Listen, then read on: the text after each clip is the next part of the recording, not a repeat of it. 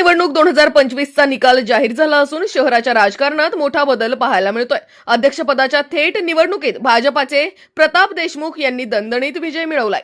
सविस्तर अपडेट पाहूयात या रिपोर्टमध्ये।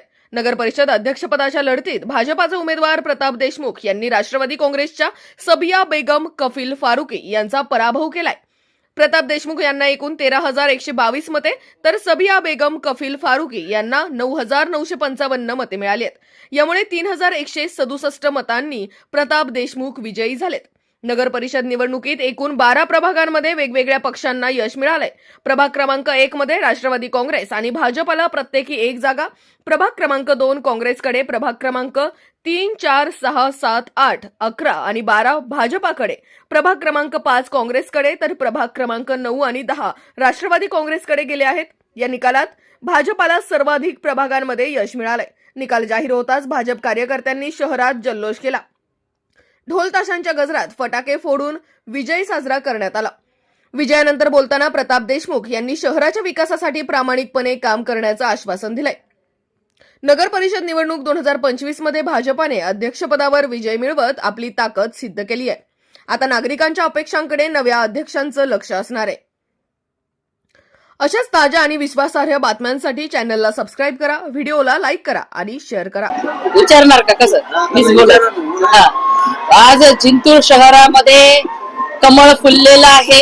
खूप आनंद होतोय की ह्या शहरामध्ये मला विधानसभेला 7,000च्या आसपास मतांनी मायनस होते आणि फक्त हिंदू मुस्लिम ह्याच एजेंडावर विरोधी पक्ष हा नेहमी मतदान मागत होता। परंतु जिंतूर शहरातल्या सर्व मतदार बंधू भगिनींनी जो विचार केला की आपला विकास करणारा, आपला विचार करणाऱ्या उमेदवारासोबत राहिलं पाहिजे आणि भारतीय जनता पार्टी ही सर्वांना सोबत घेऊन चालणारी पार्टी आहे, म्हणून या ठिकाणी मुस्लिम समाजाने देखील भरभरून मतदान केलं आणि भारतीय जनता पार्टीच्या कमळाचे नगराध्यक्ष प्रताप देशमुख हे 3,000च्या लीडनी या ठिकाणून निवडून आलेले आहेत। मी जिंतूर शहरातील सर्व मतदार बंधू भगिनींचे आपल्या माध्यमातून आभार मानते। जिंतूर शहराचे लोकांना विकासासाठी जे मी प्रचारादरम्यान या ठिकाणी शब्द दिले होते ते सर्व शब्द पूर्ण करण्याचा शब्द मी आपल्या सगळ्यांना या आपल्या माध्यमातून देते। समाजाने यावेळी आपलं मतदान केलं असं वाटतं।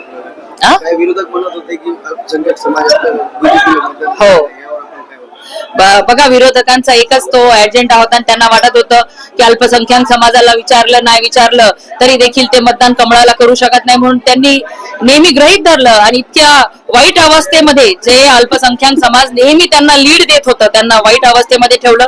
परंतु अल्पसंख्याक समाजाने सुद्धा ठरवलं की आपल्याला यावेळेस ह्या चिखल मुक्त व्हायचंय आणि ह्या चिखलात कमळ फुलवायचे आणि त्यांनी या जिंतूर शहरामध्ये कमळ फुलवलेलं आहे।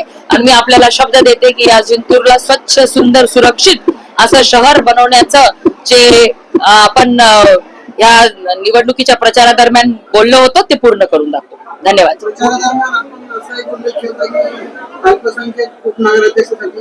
निश्चित त्याच्यावरती विचार होईल, कारण का मी जे बोलते ते करते।